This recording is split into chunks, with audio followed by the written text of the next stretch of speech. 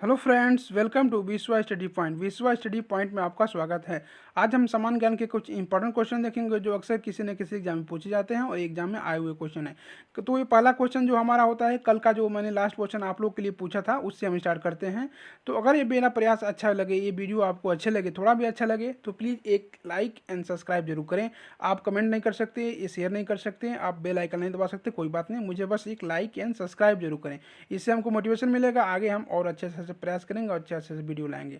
तो पहला क्वेश्चन है आज, मोहिनी अट्टम किस राज्य का शास्त्रीय नृत्य है? महाराष्ट्र का, तमिलनाडु का, राजस्थान का, केरल का? देखिए ये इंपॉर्टेंट क्वेश्चन है, मैं इसको स्टार लगाता हूँ।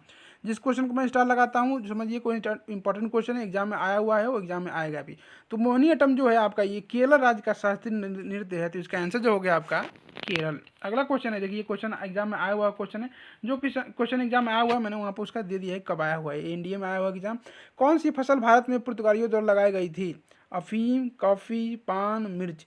तो पुर्तगालियों के द्वारा जो इंडिया में जो फसल लगाई गई थी आपकी वो मिर्च था। तो डी पार्ट इसका आंसर हो जाएगा इसमें से। उन्होंने बहुत सारी फसल लगाई थी बट इसमें जो है मिर्च मिर्च सही है, तो इसका आंसर जो हो गया आपका डी पार्ट।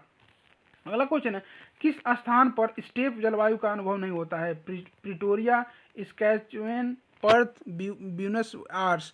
तो ये आपका प्रिटोरिया जो जगह है वहाँ पर स्टेप जलवायु का अनुभव नहीं होता है, तो इसका आंसर जो हो गया आपका ए पार्ट प्रिटोरिया। अगला क्वेश्चन है, कौन सी ग्रीन हाउस गैस वायुमंडल में विशालतम मात्रा में सांद्रता में पाई जाती है? या कौन सा जो वो गैस है जो वायुमंडल में, जो ग्रीन हाउस गैस है, सॉरी, जो ग्रीन हाउस गैस है जो वायुमंडल में सबसे ज़्यादा मात्रा में पाया जाता है? Chlorofluorocarbon, nitrous oxide, carbon dioxide, methane? तो इनमें सब में जो सबसे ज़्यादा मात्रा में या ज़्यादा सांद्रता में पाया जाता है वो आपका कार्बन डाइऑक्साइड है, तो इसका आंसर जो हो गया आपका क्या हो जाएगा? C part. इसको बोलते हैं कार्बन डाइऑक्साइड को CO2। इंपॉर्टेंट क्वेश्चन है, इसका फॉर्मूला याद रखेंगे, CO2 को बोलते हैं कार्बन डाइऑक्साइड। सबसे अधिक मात्रा में पाया जाता है, ग्रीन हाउस गैस है ये। अगला क्वेश्चन है, जनगणना 2011 के अनुसार किस राज्य में जनसंख्या वृद्धि कम हुई है? मीन से 2011 की जनगणना के अनुसार कौन सा राज्य है जहाँ की जनसंख्या वृद्धि न होकर कम हुआ है? मणिपुर, मिजोरम, त्रिपुरा और नागालैंड? तो ये आपका आंसर हो जाएगा नागालैंड। नागालैंड जो स्टेट है उसमें 2011 के अनुसार जनसंख्या में वृद्धि नहीं हुआ, कमी हुई है।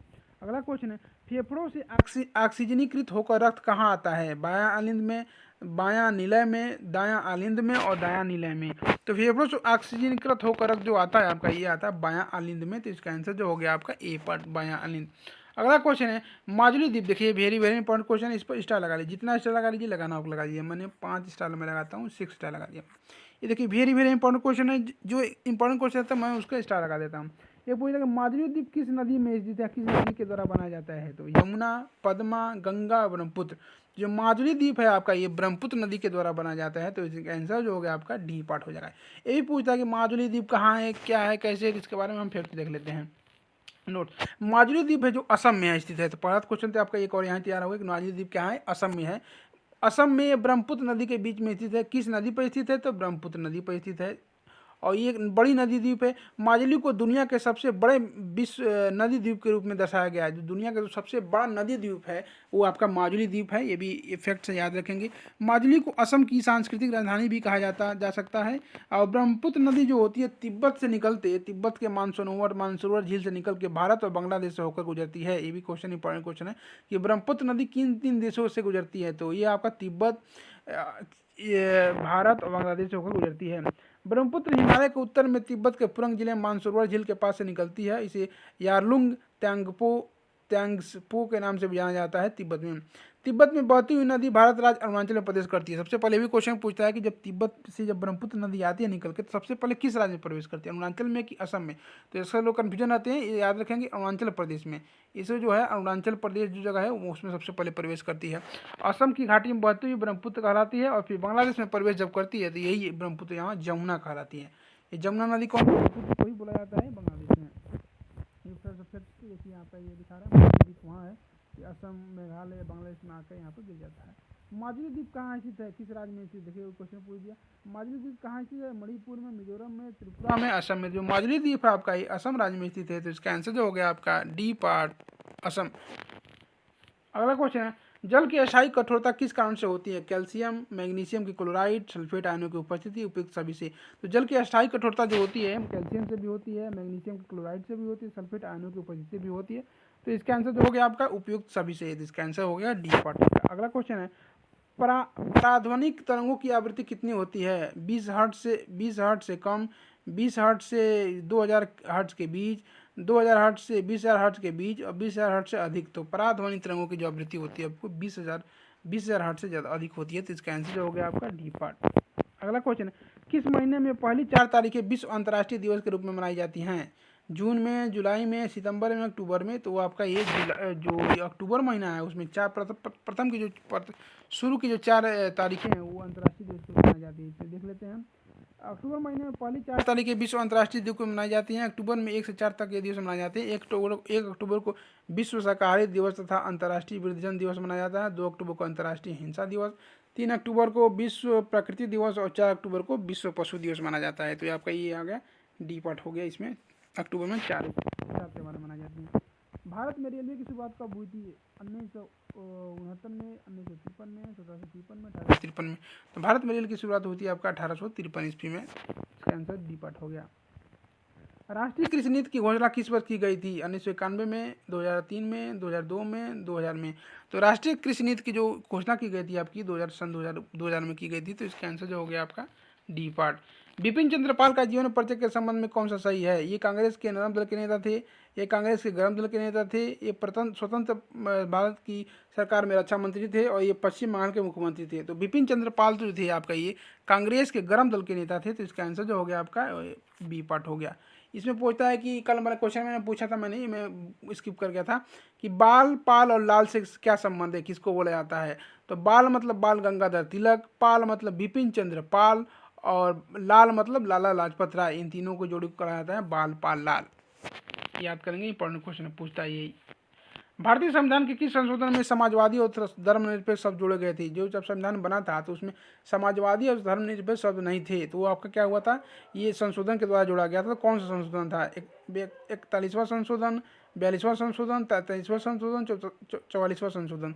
तो ये आपका 42वां संविधान संशोधन था, उसके द्वारा ही समाजवादी और धर्मनिरपेक्ष जोड़ा गया था भारतीय संविधान में। कैंसिल हो गया आपका बी पार्ट, 42वां संविधान संशोधन।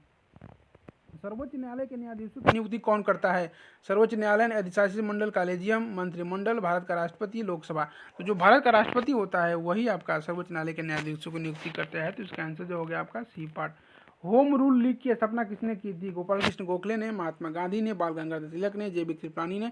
तो होम रूल लीग की स्थापना की थी आपकी बाल गंगाधर तिलक ने। तो इसका आंसर जो हो गया आपका सी पार्ट। अगला क्वेश्चन है, G7 में कितने सदस्य देश हैं? 7 देश, 5 देश, 9 देश, 10 देश। तो G7 में सदस्यों की जो संख्या है आपका ये आपका 7। इसको बोलते हैं ग्रुप ऑफ 7। इसमें कौन कौन से? United state, Canada, Germany, Italy, Japan, America, France देश शामिल है। ये सभी G20 का भी हिस्सा है, इसमें भारत भी शामिल है। G7 में रूस शामिल किया गया 1997 में 8वें सदस्य के रूप में। उसके बाद G8 में आ गया। अगला क्वेश्चन है, भारतीय संविधान की धारा 352 का संबंध किससे है? वित्तीय आपातकाल से, राज्यों में संवैधानिक व्यवस्था की विफलता से, संविधान के भाग 3 में प्रदत्त अधिकारियों के प्रवर्तन का निलंबन से और सामान्य आपातकाल से। तो भारतीय संविधान की जो धारा 352 है आपका उसका संबंध है सामान्य आपातकाल से। तो इसका आंसर जो हो गया आपका डी पार्ट हो गया। थियोसॉफिकल सोसाइटी का नेतृत्व किसने किया था? ओयू हुम ने, आर्थर ग्रिफिथ्स ने, एनी बेसेंट ने, लॉर्ड डफरिन ने। तो थियोसॉफिकल सोसाइटी का जो नेतृत्व जिन्होंने बनाया था वो थे एनी बेसेंट, आयरिश मुल्क की थी ये। तो इसका आंसर जो हो गया आपका सी पार्ट। सेंटोसा द्वीप कहाँ स्थित है? सिंगापुर में, चीन में, ऑस्ट्रेलिया में, श्रीलंका में। सेंटोसा द्वीप बहुत ही फेमस जगह है, ये सिंगापुर में जगह है। सिंगापुर में जगह है, यहाँ लोग पर्यटक घूमने के लिए जाते हैं। तो इसका आंसर जो हो गया आपका सिंगापुर। सेंटोसा द्वीप सिंगापुर में स्थित है। मास्टर ग्रंथि कौन सी है? थाइमस ग्रंथि, पैक्रियास ग्रंथि, पीनियस ग्रंथि और पिट्यूटरी ग्रंथ। इसमें से जो मास्टर ग्रंथि जिसको मास्टर ग्लैंड बोलते हैं वो आपका पिट्यूटरी ग्रंथ होता है। तो इसका आंसर जो हो गया आपका डी पार्ट, पिट्यूटरी ग्रंथ। हंसने वाली गैस का रासायनिक नाम क्या है? Nitrous oxide, phosphorus pentoxide, sodium bicarbonate, carbon tetrachloride. तो ये आपका जो हंसने वाली गैस है उसका नाम है नाइट्रस ऑक्साइड। तो इसका आंसर जो हो गया आपका ए पार्ट एंड 2। अगला क्वेश्चन है, स्टार्टअप इंडिया योजना कब शुरू गई थी? स्टार्टअप इंडिया बहुत फेमस इंडिया योजना है, भारत गवर्नमेंट सरकार के द्वारा शुरू की थी। तो कब शुरू की थी? 2015 में, 2016 में, 2017 में, 2018 में थी। आपका शुरू की 2016 ईस्वी में। तो इसका आंसर जो हो गया आपका बी पार्ट 2016। अगला क्वेश्चन है, सिक्किम भारत का राज्य किस संविधान संशोधन से बना था? 36वें संविधान संशोधन के द्वारा, 7वें संविधान संशोधन के द्वारा, 35वें संविधान संशोधन के द्वारा और 5वां संविधान संशोधन के द्वारा। तो सिक्किम राज्य जो भारत का राज्य बना था वो आपका 36वें संविधान संशोधन 1975 के द्वारा बना था। तो इसका आंसर जो हो गया आपका ए पार्ट। अगला क्वेश्चन है, जिन ज्वारों की ऊंचाई सामान्य ज्वार से 20% तक अधिक होती है उनको क्या कहा जाता है? बृहद ज्वार भाटा, लघु ज्वार भाटा, भूमि नीच ज्वार और दैनिक और अर्धसैनिक ज्वार। तो जो ज्वारों की संख्या जो सामान्य से 20% अधिक उसको बोला जाता है बृहद ज्वार भाटा। तो इसका आंसर जो हो गया आपका ए पार्ट, बृहद ज्वार भाटा। अगला क्वेश्चन है, कौन सी नदी पूर्व से पश्चिम की ओर बहती है? देखिए अधिकांश इंडिया में अधिकांश नदियां जो होती हैं आपका ये अब बहती हैं आपके, ये आपका पश्चिम से पूर्व की ओर बहती हैं अधिकांश नदियाँ। कोई भी नदियाँ जो कि पश्चिम से गंगोत्री या इधर हिमालय पहाड़ पर्वत से निकलती हैं जाकर बंगाल खाड़ी में गिर जाती हैं। बस कुछ नदियाँ ऐसी हैं जो पश्चिम से पूर्व की ओर चलती हैं और अरब सागर में आगे गिर जाती हैं। तो उसमें कौन सी है? लोहित नदी, तुंगभद्रा नदी, शरावती नदी या कृष्णा नदी। इसमें जो शरावती नदी है वो है क्या आपका ये पूर्व से पश्चिम की ओर बहती है। तो इसका आंसर जो हो गया आपका सी पार्ट। अगला क्वेश्चन है, फैक्ट चेक देखते हैं, भारत की पश्चिम दिशा की ओर बहने वाली प्रमुख नदियां हैं। कुछ नदियां इनके अलावा शरावती की नदियां भी अलावा भी कुछ नदियां ऐसी हैं जो कि पूर्व से पश्चिम को बहती हैं। उसमें नदियां हैं नर्मदा नदी, ताप्ती नदी, साबरमती नदी और माही नदी। इनको याद कर लेंगे, इंपॉर्टेंट क्वेश्चन है, फैक्ट चाहिए, इंपॉर्टेंट क्वेश्चन है। किस नदी से गारसोपा जलप्रपात बनता है? लोहित नदी, तुंगभद्रा नदी, शरावती नदी और ये शरावती नदी, कृष्णा नदी। तो ये इस नदी जो गरसोपा जलप्रपात जो होता है आपका शरावती या शरावती नदी के द्वारा बनाया जाता है। तो इसका आंसर जो हो गया आपका सी पार्ट हो गया। किस रत्न में बेरियम धातु होती है? कौन सा रत्न है जिसमें बेरियम धातु भी पाया जाता है? पुखराज, पन्ना, पदराग, माणिक्य, लीलम। तो उसमें क्या है, जो पन्ना जो है आपका ये, इसमें क्या होता है कि रत्न में बेरियम धातु भी पाया जाता है। तो इसका आंसर जो हो गया आपका बी पार्ट। फ्रांसीसी ईस्ट इंडिया कंपनी ने भारत में अपना कारखाना सबसे पहले कहाँ स्थापित किया था? कालीकट, सूरत, पांडिचेरी, मसूलीपट्टनम। तो फ्रांसीसी ईस्ट इंडिया कंपनी सबसे पहले अपना कारखाना ये आपका ये सूरत में स्थित किया था। तो इसका आंसर जो हो गया आपका बी पार्ट सूरत। फ्रांसीसी ईस्ट इंडिया कंपनी सबसे पहला अपना कारखाना सूरत में स्थित किया था, बनाया था। इसका आंसर बी पार्ट हो। भक्ति आंदोलन के प्रतिपादक या नेता कौन थे? शंकर, रामानंद, रामानुजम, चैतन्य।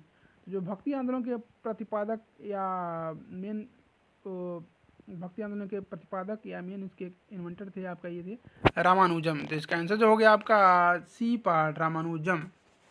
इंपॉर्टेंट क्वेश्चन है। अगला क्वेश्चन आज का 31वां क्वेश्चन है, भूकंप की तीव्रता मापने वाला कौन सा यंत्र है? देखिए ये भी very very important question. Star लगा लीजिए, 3 स्टार लगा लीजिए, 4 स्टार लगा लीजिए, 5 स्टार। भूकंप की तीव्रता मापने के लिए कौन सा यंत्र का यूज किया जाता है? Richter scale, ammeter, hyetometer, ohmmeter. तो भूकंप की तीव्रता मापने के लिए आपका यूज किया जाता है आपका ये रिक्टर स्केल मीटर से। तो इसका आंसर जो हो गया आपका आ जाएगा ए पार्ट, रिक्टर स्केल। अगला क्वेश्चन है, कौन सा रक्त समूह सर्वदाता रक्त समूह कहलाता है? यूनिवर्सल डोनर कहलाता है? ए रक्त समूह, बी रक्त समूह, ए बी रक्त समूह, ओ रक्त समूह। इसमें से जो आपका ओ रक्त समूह है आपका ये होता है आपका सर्वदाता के रूप में बोलते हैं। इसका आंसर जो हो गया आपका डी पार्ट हो गया। तो कुछ देख लेते हैं, उसमें भी क्या बोलता है, कभी कभी पूछता है कि ओ में भी क्या ओ प्लस है कि माइनस है। तो याद रखेंगे ओ में जो ओ माइनस होता है वही होता है कि जो सर्वदाता ग्रह होता है वो सबको ग्रह दे सकता है। ओ माइनस वो प्लस नहीं दे सकता है। जो ओ माइनस रक्त समूह है जिसे हम यूनिवर्सल डोनर कहते हैं, और जो ए बी प्लस है, जो ए बी प्लस है उसको हम बोलते हैं universal acceptor. Important question, important fact से याद करेंगे। ओ माइनस को यूनिवर्सल डोनर या सर्वदाता बोलते हैं, ए बी प्लस को सर्वग्राही या यूनिवर्सल एक्सेप्टर बोलते हैं। तो आप आज का 32 क्वेश्चन यही समाप्त होता है। आज का क्वेश्चन हम देख लेते हैं जिसका आंसर आप लोग को बॉक्स में देना है। इसका आंसर दीजिएगा जिससे हमको मोटिवेशन मिलेगा। देखें कितने लोग सही आंसर देते हैं। तो पक्षियों का अध्ययन क्या कहलाता है? पक्षियों का अध्ययन क्या कहलाता है? पौधों का अध्ययन, हड्डियों का अध्ययन, शोर का अध्ययन, ऑर्निथोलॉजी। तो पक्षियों का अध्ययन क्या कहलाता है? इसका आंसर आप लोग कमेंट बॉक्स में देना है। देखते हैं कितने इसका सही आंसर देते हैं। तो अगर ये क्वेश्चन अच्छा लगे, ये मेरा प्रयास थोड़ा भी अच्छा लगा, ये मेरा वीडियो अच्छा लगे तो प्लीज़ आप एक बार लाइक एंड शेयर जरूर करें। लाइक एंड सब्सक्राइब जरूर करें। शेयर मत करिए, कोई बात नहीं, बेल बटन भी मत दबाइए, कोई बात नहीं, बट एक लाइक एंड सब्सक्राइब जरूर करें मेरे चैनल को, जिससे हमको मोटिवेशन मिलेगा, आगे हम और अच्छे से अच्छे वीडियो लाएंगे। तो थैंक यू सो मच।